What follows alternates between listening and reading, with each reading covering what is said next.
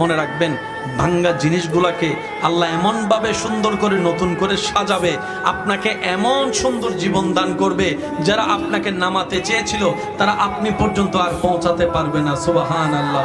যারা আপনাকে টেনে ধরে নামাতে চেয়েছে তারা অনেক পিছনে পড়ে থাকবে, আপনি রবের রহমত নিয়ে অনেক দূরে এগিয়ে থাকবেন। মনে রাখবেন, শুধু একটু সয়ে যাবেন, একটু ধৈর্য ধরে থাকবেন, একটু সহ্য করে চুপ করে থাকবেন।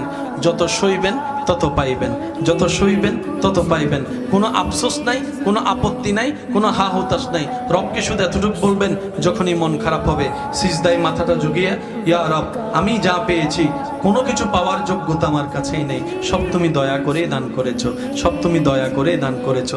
একটা জিনিস পাওয়ার যোগ্যতা আমার নাই, এই চোখ পাওয়ার মতো যোগ্যতা আমার কাছে নেই, এই কান শোনার মতো কান আমার কাছে নেই। আল্লাহ, কোনো কিছুরই পাওয়ার যোগ্যতা নাই, তুমি দয়া করে দেখার জন্য দুইটা চোখ দিয়েছো, তোমার দরবারে শুকরিয়া। সুবহানাল্লাহ।